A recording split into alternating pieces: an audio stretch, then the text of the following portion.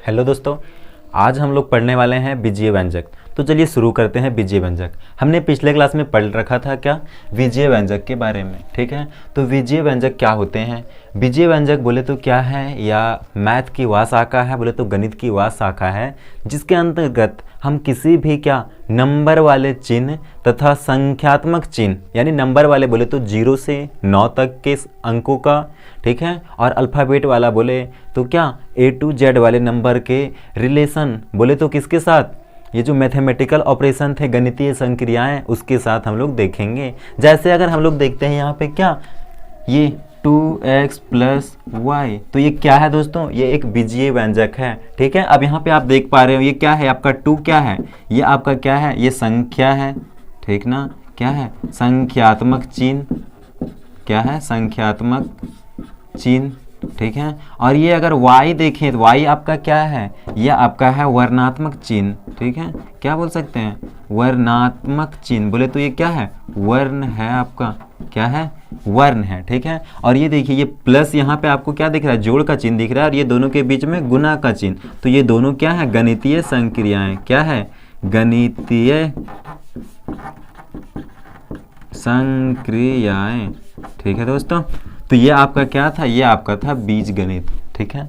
अब बीजगणित का यूज अगर हम लोग देखें तो किस चीज़ के लिए किया जाता था, तो जितने भी अननोन क्वांटिटी थे, मतलब क्या, जो अज्ञात राशियां थी उनको निकालने के लिए, ठीक है। जैसे अगर बात करें कि कैसे, तो कभी आप उदाहरण से सुनते होंगे कि दो लोगों के बीच में बात हो रही होती है, तो दो लोग इस प्रकार से बात कर रहे थे, जैसे कि अगर एक के पास कुछ राशि है तो उससे दुगुना दूसरे के पास है। तो अगर आपको पता चल जाए कि पहले व्यक्ति के पास कितनी राशि है, तो हम क्या कर सकते हैं, दूसरे व्यक्ति की राशि को हम निकाल सकते हैं पहले व्यक्ति के राशि को रिलेट करके, ठीक है। और ये पहला हो गया एग्जाम्पल। अब दूसरा से हम लोग क्या कर सकते हैं, कोई भी जैसे फॉर्मूला को हम लोग लिखते हैं दोस्तों, जैसे आयत का क्या लिखते हैं, आयत का परिमाप, तो वहां पे आप क्या लिखते हो, 2 इंटू एल प्लस बी, तो ये एल प्लस बी और ये 2 कहाँ से आया है, यह आपका अलजेब्रा से आया है। इसका मतलब ये हो गया कि ये जो बीजगणित है उसका हम लोग दो टाइप से यूज कर सकते हैं। पहला क्या, किसी भी अज्ञात राशि को ज्ञात करने के लिए, और दूसरा किसी भी फार्मूला को लिखने के लिए, ठीक है।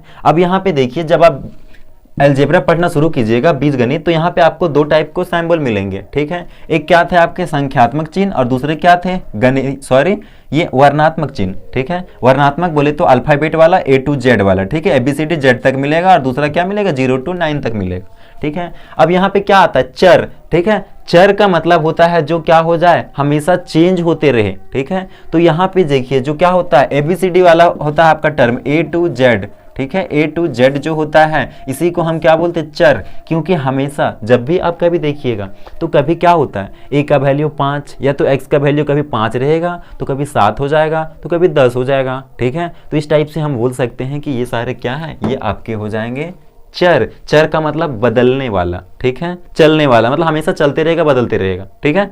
अब ये आगे क्या है, अचर। अचर मतलब क्या, अचर मतलब कभी वो चेंज होगा ही नहीं, ठीक है, मतलब चेंज होगा ही नहीं। जैसे अगर हम बोल दें तो ये किस टाइप से आ जाएंगे, यानी जो संख्यात्मक चिन्ह होते हैं वो हो जाएंगे बोले तो क्या 0 to 9 वाले, ठीक है। यानी जब भी जैसे अगर हम कभी अगर यहाँ पे लिख दिए मान लीजिए कितना 5, तो 5 कभी भी इसी को हम 6 नहीं पढ़ेंगे, 5 को हमेशा 5 ही पढ़ेंगे। लेकिन अगर कभी हम लिख दें जैसे क्या x लिख दें, तो कभी x का वैल्यू आपका क्या हो, जैसे यहाँ पे देखिए x प्लस 5 इक्वल टू यहाँ पे 7, तो अगर बोले यहाँ x का वैल्यू बताइए क्या हो जाएगा, x इक्वल टू 7 माइनस 5, यहाँ पे x इक्वल टू क्या हो गया, ये 2 हो गया। तो इसी टाइप से हमेशा इसका वैल्यू अभी 2 आया है तो कभी 7 आएगा, कभी 5 आएगा, कभी 9 आएगा, इस टाइप से। तो इसीलिए इसको हम लोग क्या बोलते हैं, इसको हम लोग बोलते हैं अचर, चर, ठीक है। तो चलिए आगे बढ़ते हैं। अचर मतलब जो कभी चेंज नहीं होगा, चर मतलब जो चेंज होते रहेगा, ठीक है। अब यहाँ पे आता है पद, ठीक है। तो जब भी हम क्या करते हैं, विजीय व्यंजक लिखते हैं, ठीक है, तो विजीय व्यंजक लिखते हैं तो उसमें क्या होते हैं, कुछ पद होते हैं, ठीक है। अब जैसे यहाँ पे एक विजीय व्यंजक है, क्या करते हैं, यहाँ पे विजीय व्यंजक लेते हैं 2x प्लस 3y प्लस 5, समझ में आ रहा है। तो देखिए यहाँ पे क्या है, 2x प्लस 3y प्लस 5 है। अब इसमें हमको देखना है कि पद आपको निकालने के लिए सबसे पहले देखना है कि ये सारे जो क्या है व्यंजक है, इसमें कितना बार प्लस से या तो माइनस से क्या है बंद किया गया है। तो यहाँ पे देखिए इसके आगे कुछ भी नहीं है, मतलब क्या यहाँ पे प्लस है, इसके आगे कुछ भी नहीं है मतलब प्लस है। तो अब इसको जब हम बंद करें एक बार, देखिए प्लस को प्लस से मिलाइए, फिर यहाँ से प्लस को प्लस से मिलाइए, फिर यहाँ को प्लस से मिलाइए। अब देखिए कितना बार बंद हुआ है, ये एक बार, दो बार, तीन बार। तो इसमें कितने पद हो जाएंगे, इसमें हो जाएंगे 3 पद। कितने पद, 3 पद। बट अगर यहाँ एक और एग्जांपल से देखें, कैसे, यहाँ पे देखिए 2x प्लस 3y माइनस 7, यहाँ पे आप देख पा रहे हो। तो इसके आगे तो यहाँ पे माइनस दिख रहा है, बट इसके आगे कुछ भी नहीं मतलब प्लस है। अब फिर से बंद कीजिए, तो यहाँ देखिए ये माइनस और ये प्लस एक बार बंद हो गया, यहाँ से ये एक बार, दूसरा बार और ये तीसरा बार। फिर यहाँ से गिनिए कितने बार बंद हुआ है, 1 2 3। तो ये भी आपका क्या हो गया, त्रिपद हो गया। ठीक है, तो इस टाइप से हम लोग लिख सकते हैं। ठीक है, अब क्या होता है देखिए, ये पद आपके 2 टाइप से होते हैं। कितने टाइप से होते हैं, 2 टाइप से। एक आपका होगा समान पद और दूसरा आपका होगा असमान पद। क्या होगा, पहला आपका समान पद और दूसरा असमान पद। तो अब हम समझेंगे कि समान पद किसको बोलते हैं और असमान पद किसको बोलते हैं। ठीक है, तो उससे पहले क्या करते हैं, इसको हम लोग इरेज कर लेते हैं, साफ कर लेते हैं। ठीक है, चलिए देखते हैं आगे।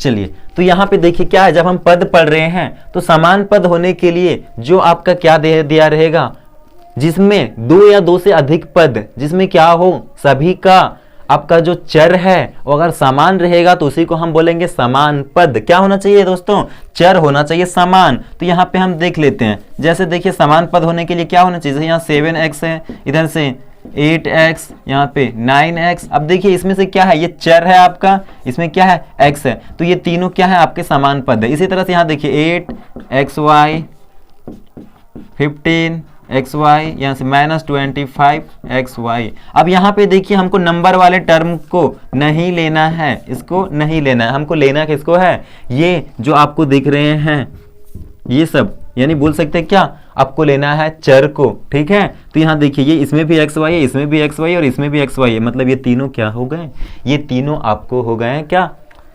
समान पद। ठीक है, अब इसी टाइप से देखिए असमान, तो ये समान का जस्ट उल्टा, इसमें चर क्या था आपका, सेम था। अब वैसा पद जिसमें चर क्या हो जाएंगे, अलग अलग होंगे, उसी को हम बोल देंगे असमान पद, मतलब जो समान ना हो। ठीक है, तो यहाँ से क्या ले लेंगे, एक एग्जांपल ले लेते हैं इसका असमान पद का। तो यहाँ पे 7x, यहाँ पे 8y, यहाँ पे 9z। अब ये तीनों में देखिए, यहाँ पे x है, यहाँ पे y है, यहाँ पे z है, तो ये तीनों क्या हो जाएंगे, असमान पद। तो इस प्रकार हमने समान और असमान पद को समझ लिया है। अब चलिए आगे देखेंगे क्या, जैसे अब देखिए क्या होता है, पद के आधार पर, ठीक है, हम क्या करते हैं, विजीय व्यंजक को हम क्या करते हैं, बांटते हैं। ठीक है, तो चलिए देखते हैं कि किस प्रकार से बांटा जाता है।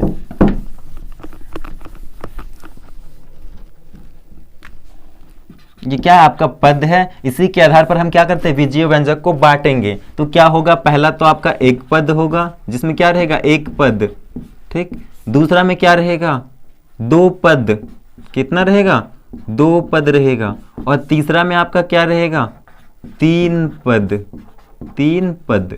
ठीक है, तो 3 पद वाले को क्या बोलेंगे, सबसे पहले इसका एक एग्जांपल लिख लेते हैं। एक पद जिसमें क्या है, जैसे यहाँ पे 7x, ये 8y, इस टाइप के नंबर रहेंगे। यहाँ पे 2 पद वाले 2x प्लस y, यहाँ पे 3x प्लस 6, ये हो गए 2 पद वाले। यहाँ पे 3 पद 2x प्लस 3y प्लस 6, यहाँ पे 7x प्लस 3y माइनस 8।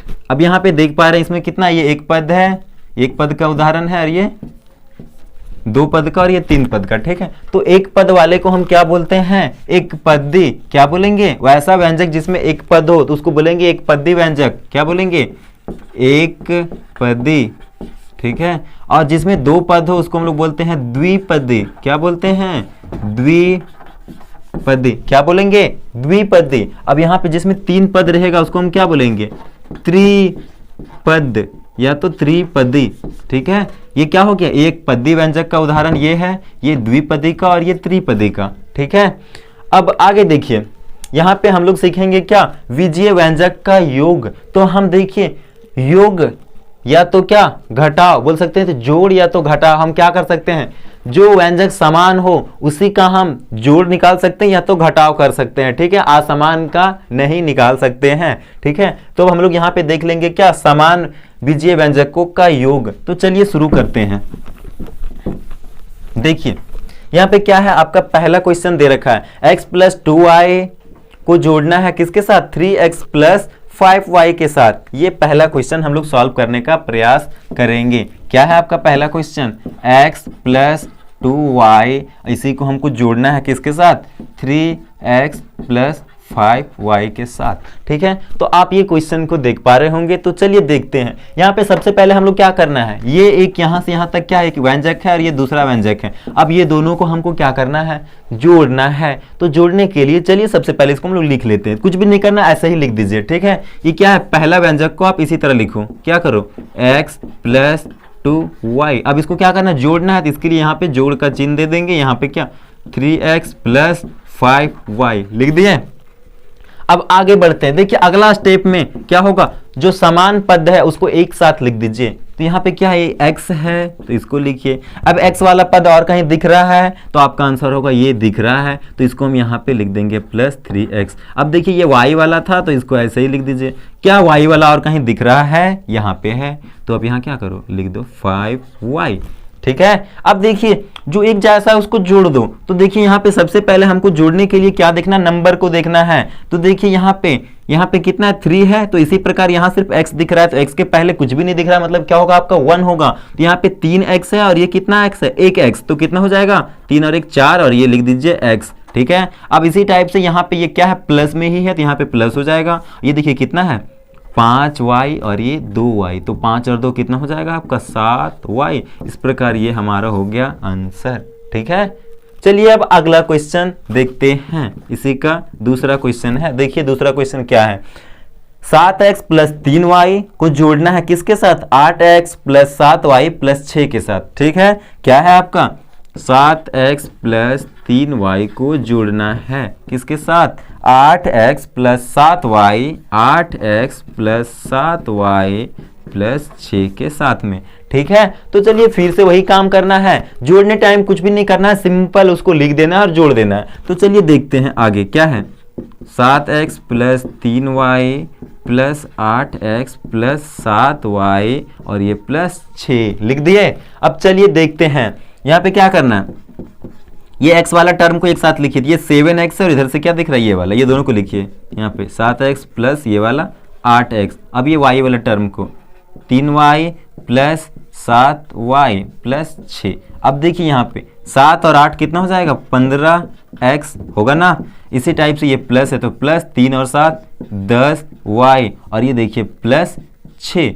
अब क्या हम लोग इसको ऐसे कर देंगे क्या, ये 15 और ये 10 25 और ये 6 31 xy, नहीं ऐसे नहीं होगा, क्योंकि देखिए ये x का टर्म है, ये y का टर्म है और इसमें कुछ भी नहीं है, मतलब ये तीनों क्या है, असमान पद हैं और असमान पद को हम जोड़ नहीं सकते। इसलिए हमारा आंसर क्या हो जाएगा, यही हो जाएगा हमारा आंसर, ठीक है। चलिए अब बढ़ते हैं अगले क्वेश्चन की ओर। यह है आपका क्वेश्चन नंबर 3। क्या है, 3x + 5y को जोड़ना है 8x - 7y के साथ।